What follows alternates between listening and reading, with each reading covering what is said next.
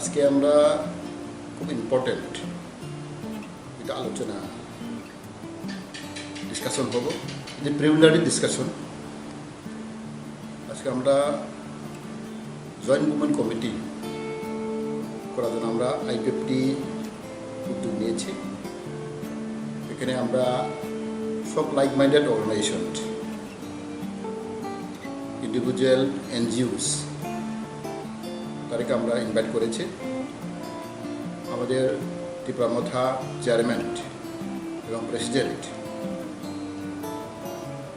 বিকারাঙ্কল and Maharaj Pradip Kishore এবং আরও অনেকে মাথা থেকে ত্রিপুরা থেকে আমার জন্য কনফার্ম হয়েছে। এবং আমাদের আইপিএফটি ত্রিপুরা বিনয় দেববর্মা গ্রুপ এরাও আসবে এবং টিপিএফ যাদেরকে আমরা ইনভাইট করেছি এবং ইন্ডিভিজুয়াল অনেক আছে এবং এনজিওস যেটা আমাদের স্টেটহুড ডিমান্ডকে সাপোর্ট করে সেটাকে আমরা ইনভাইট করেছি। এটা আমাদের প্রিলিমিনারি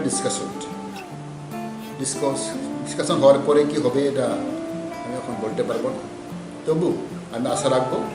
কারণ আমরা সবার জানি সারা Tripura maximum intellectual student youth total party NGOs statehood demand Tripuraland ডিমান্ডকে সাপোর্ট করেছে। সেই হিসাবে আমরা আজকে খুব ইম্পর্ট্যান্ট আমাদের মিটিং। আমরা আইপিএফটির তরফ থেকে আমরা আশা রাখবো যাতে এই movement committee, joint movement committee যাতে এটা বহল থাকুক, পারমানেন্ট থাকুক, এটা আমরা চেষ্টা করব। কারণ আমরা জানি ত্রিপুরা যে আমাদের অনেক ডিভাইডেড হয়েছে, পার্ট হয়েছে, এটা আমরা চাই না। আমরা ইউনিটি থাকতে হয়, একতা থাকতে হয়, সেটাই আমরা আশা আকাঙ্ক্ষা। কারণ আমরা জানি যদি আমরা পার্ট হয়ে যায়, ডিভাইডেড হয়ে যায়, আমরা দুর্বল হয়ে যাব। আমাদের লক্ষ্য উদ্দেশ্য সেটাও আমরা পূরণ করতে পারবো না। যার জন্য আমাদের এটাই লক্ষ্য। সারা ত্রিপুরার জনগণকে আমি এটাই অনুরোধ থাকবো যাতে ডিভাইড না হয়ে আমরা একত্রিতভাবে আমরা কাজ করে যাব। ধন্যবাদ।